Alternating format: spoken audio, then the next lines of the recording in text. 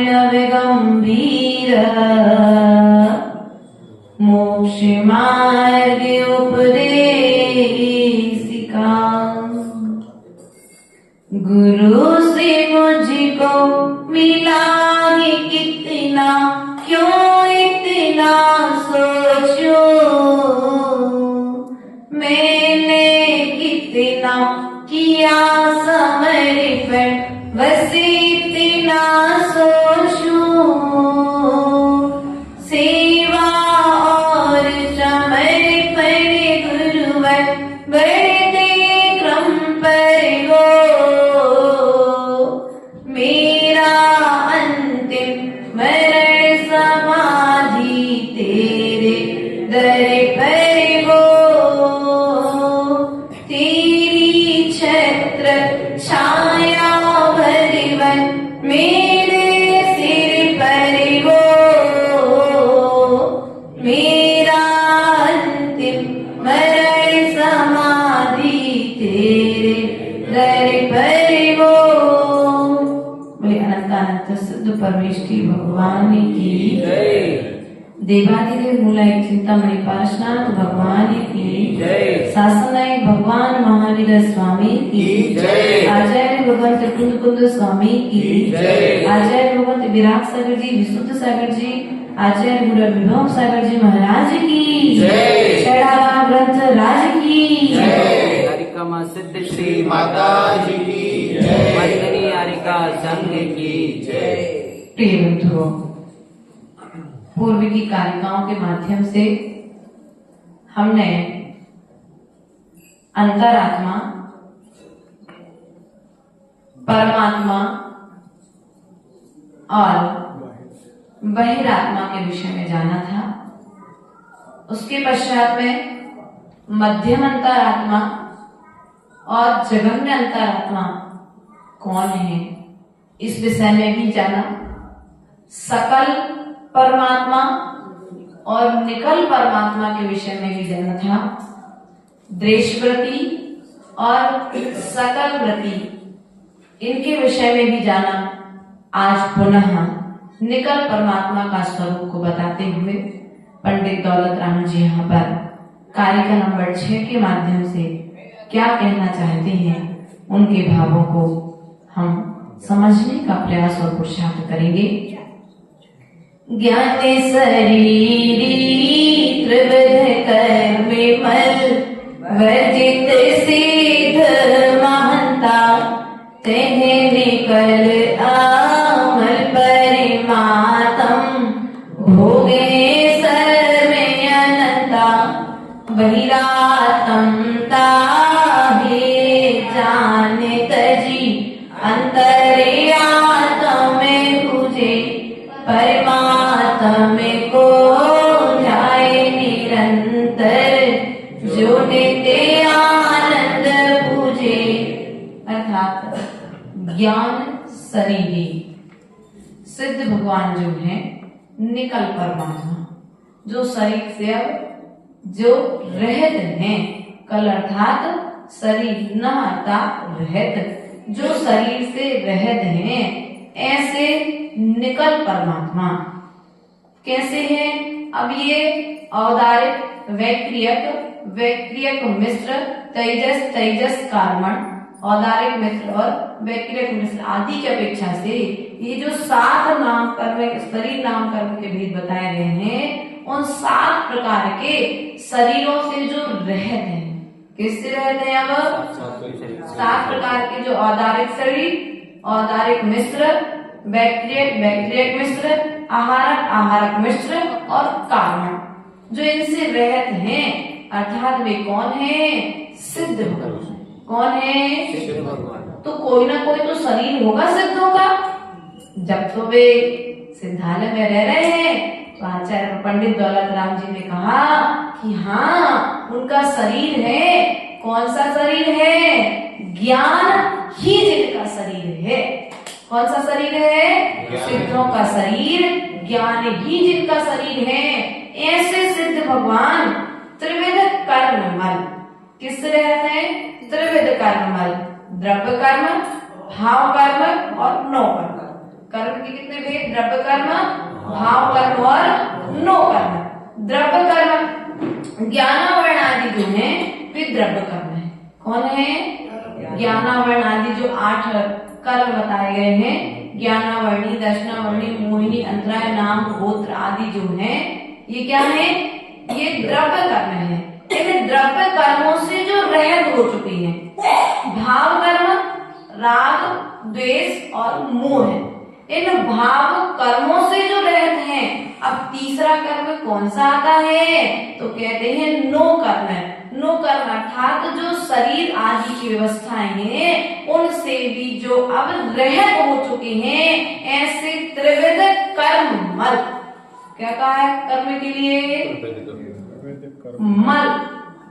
मल शब्द अर्थात गंदगी, अर्थात ऐसे त्रिविध कर्म मल से, द्रव्य कर्म, भाव कर्म, नो कर्म रूपी मल से जो रहित हो चुके हैं। वर्जित, वर्जित अर्थात रहित, सिद्ध अर्थात सिद्ध भगवान, महंता अर्थात पूज्य सिद्ध भगवान क्या है? इन सब से रहित हो चुके हैं। ते हैं निकल अमल परमात्म।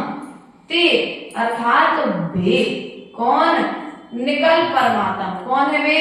जो 3 प्रकार के कर्मों से रहित हैं, वे निकल परमात्मा है। अमल अर्थात जो निर्मल है, निर्मल परमात्मा।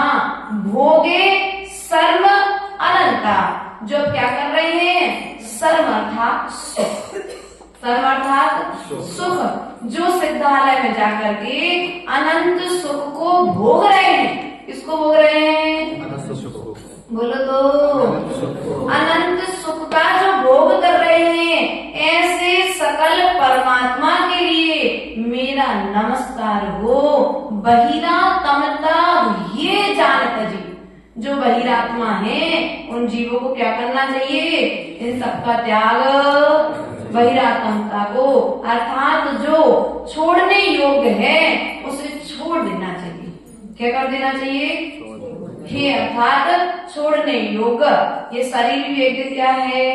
छोड़ने योग्य है कि नहीं है? जब तक वस्त्र अच्छा है, जब तक तुम वस्त्र को पहनते हो, और जैसे ही वस्त्र फट गया तत्काल उसे अलग कर देते हो ना, समय नहीं लगता ना। तो भैया यहाँ पर यही कह रहे हैं पंडित दौलत राम जी, ये वस्त्र फटे टूटे उसके पहले इस वस्त्र की व्यवस्था। नया वस्त्र चाहिए है तो पैसे इकट्ठे करने पड़ते कि नहीं करने पड़ते? विधान की दादी, नए कपड़े चाहिए है तो पैसे इकट्ठे करते कि नहीं करते? बिना पैसे के नया कपड़ा आपके घर पर नहीं आता है ना। अब आपको ये जब शरीर छोड़ करके जाना ही है, और जब जाना ही है तो जाने के पहले क्या करो? नए कपड़े की व्यवस्था। नया कपड़ा अर्थात नया शरीर। कौन सा चाहिए नया शरीर? तुम्हें त्रैच्य गति का चाहिए, मनुष्य गति का चाहिए, देव गति का चाहिए कि नरक गति का चाहिए? कौन सा शरीर चाहिए आपको? सिद्ध भगवान का शरीर चाहिए भैया।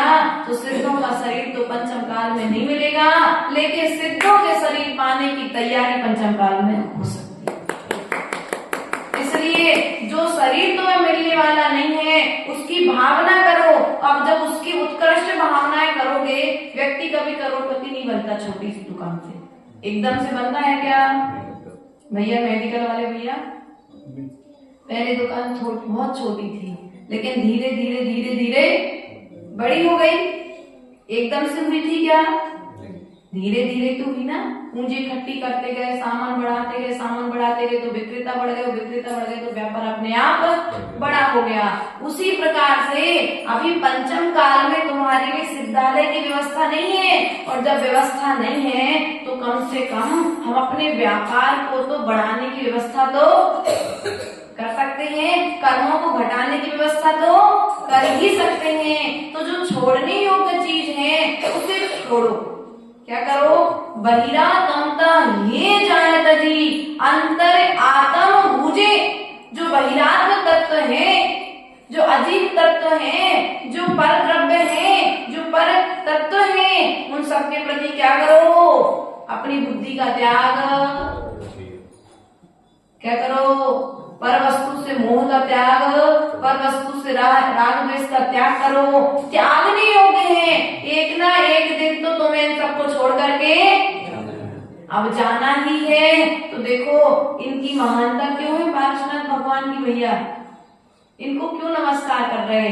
वस्तुओं ने इनको नहीं छोड़ा, वस्तुएं इन्हें छोड़ती उसके पहले ने वस्तुओं को, इसलिए महान बने हैं। एक वस्तु छोड़ाई जाती है और एक वस्तु छोड़ी जाती है। क्यों बताओ? यदि पेट में मल इकट्ठा हो जाए तो डॉक्टर दवाई देकर के पेट साफ, त्रिफला आदि चूर्ण देकर के पेट साफ की व्यवस्था बना देता है। लेकिन यदि मल इकट्ठा होता जाए तो बीमारी बढ़ जाती है। उसी प्रकार से जो तुमने भावपूर्वक जो राग द्वेष के माध्यम से, मोह के माध्यम से जो बहिरंग परिक्रय तो कम है तुम्हारे पास, लेकिन भावों में तो तीन लोग की संपत्ति जो पाने की भावना है, जो तुम्हारे मन में भौतिक सुख पाने की इच्छा है, उस भौतिक सुख की इच्छा का यदि तुम त्याग करते हो तो शाश्वत सुख की प्राप्ति तुम्हें हो जाएगी। और यदि भौतिक सुख को नहीं छोड़ोगे तो शाश्वत सुख मिलने वाला। उदाहरण, गिलास से जब तुम नींबू का पानी निकालोगे उसके पश्चात में तुम उसमें दूध रख पाओगे। यदि नींबू का पानी भरा रहेगा तो उसमें दूध तुम नहीं रख सकते, क्यों? गिलास पहले से भरा है। तो पहले तो उस खटास को निकालना पड़ेगा, निकालने के बाद उसको धोना पड़ेगा, फिर धोने के पश्चात फिर उसमें कहीं दूध। उसी प्रकार से जो विभाव परिणाम है, जो कुध्यान है, जो कुज्ञान है, उन सबको हमें क्या करना पड़ेगा? अपने बुरे विचारों को पहले निकालना पड़ेगा। माता जी हम सुनते तो हैं, आपकी बात समझ में तो आ जाती, लेकिन भूल जात। क्या कहते बुआ मामी जी, बड़ी मामी बड़े अच्छे से एक दिन कह रही थी तत्वार सूत्री क्लास में, बोली माता जी आपकी बात समझ में तो आ जाती है लेकिन बता नहीं पाती, भूल जात है। हमने मामी जी से कहा मामी जी हमारी जितनी अच्छी स्मृति है ना उससे कहीं ज्यादा अच्छी आपकी स्मृति है। बोली कैसे? हमने कहा वो एफडी जो तुमने बनाई थी ना 20 साल पहले, उसमें कितने पैसे रखे हैं कि तुम्हें आज तक, तुमने कौन से बैंक में कितना सोना चांदी रखा है, ये सब कुछ तुम्हें बखूबी। और तो और तुम्हारी स्मृति की चर्चाएं क्या करें? 20 साल पहले छोटे भाई की शादी हुई थी, अब 20 साल बाद दूसरे बेटे की शादी होना है, पोते की नाती की, तो किन के घर से क्या आया था वो भी तुम्हें, आपकी स्मृति तो देखो, लेकिन वो स्मृति वहां की क्यों है? क्योंकि तुमने वहां पर जो कार्य किया है वह स्थिरता पूर्वक किया है, उपयोग पूर्वक किया है, इसलिए आपको बाहर की चीजें तो याद है लेकिन भीतर की चीज को आपने भीतर में ही छोड़ दिया। लेकिन ध्यान रखना है, जब इसको यदि तुम उपयोग में बनाओगे, उपाधि बनाओगे ज्ञान के लिए, तो तुम एक दिन उपयोगी बन जाओगे। और इस जिनवाणी के ज्ञान को यदि उपाधि नहीं बनाओगे तो उपयोगी नहीं बन पाओगे। इस जिनवाणी के ज्ञान को यहीं सुन करके यदि यहीं छोड़ करके चले जाओगे, उपयोग में नहीं लाओगे तो क्या हो जाएगा? क्या हो जाएगा? वह ज्ञान भी तुम्हारे भीतर से, विद्या कब चली जाती भैया?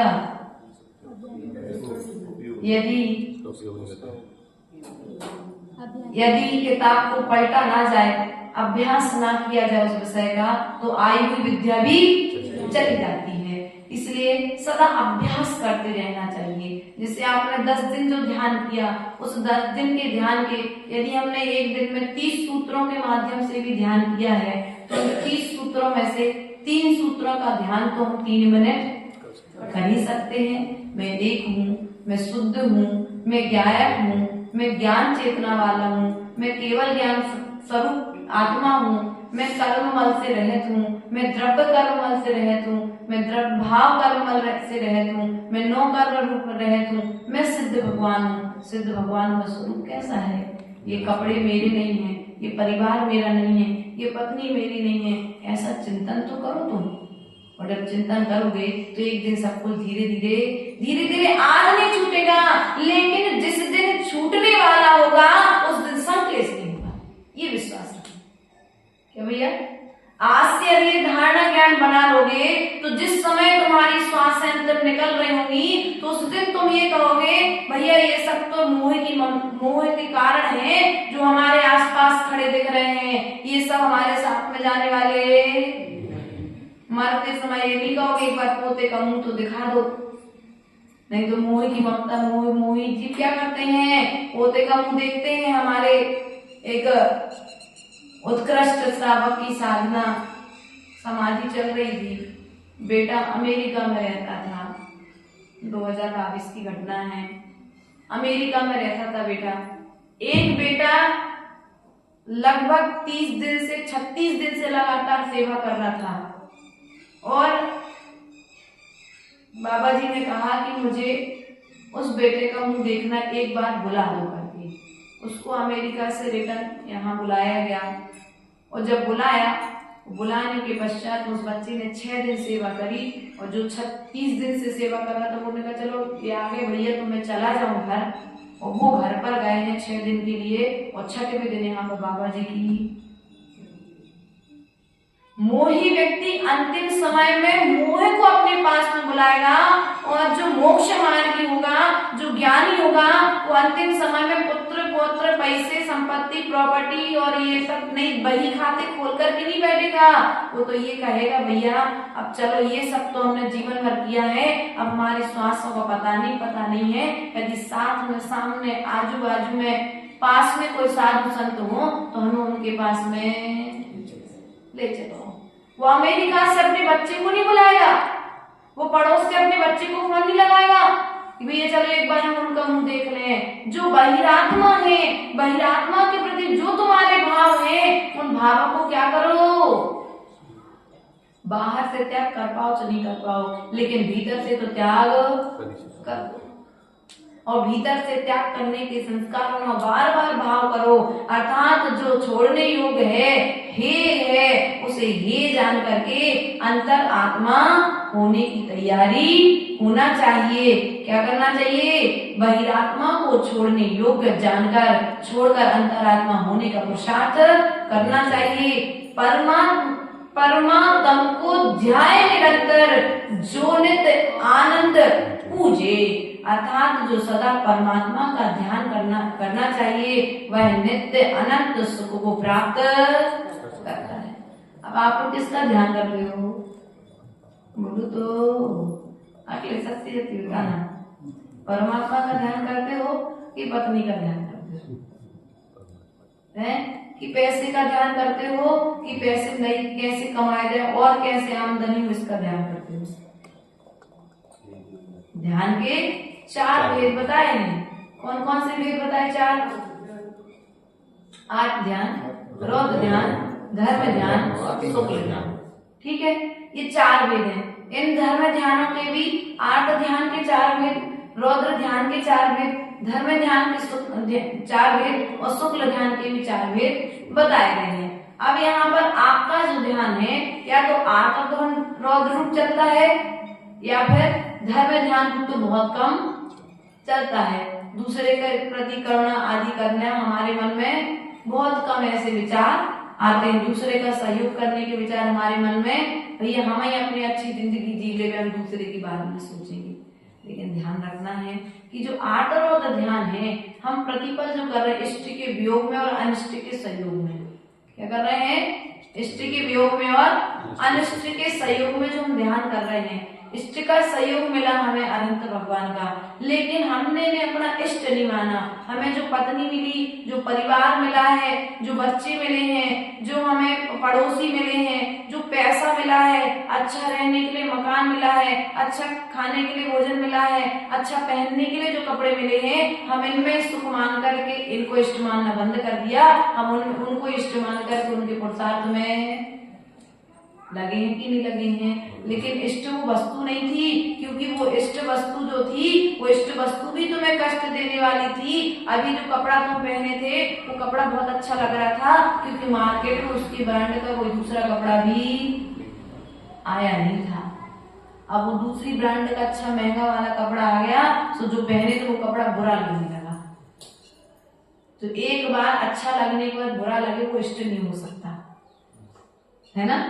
इसलिए ध्यान रखना है कि हमारी जो स्थिति है पर वस्तुओं के निमित्त से हम अपने अंदर आत्मा का तो ध्यान, अच्छा कपड़ा आ गया तो उसको पुरुषार्थ करने के लिए, पाने के लिए उसमें सुख मान करके, भैया वो एप्पल का मोबाइल कितने का आएगा, 1 लाख का, अभी है कितने जेब में, 50,000। वो 50,000 कहाँ से आएंगे, दिन रात मेहनत करोगे तब कहीं जाकर 1 लाख का नया मोबाइल।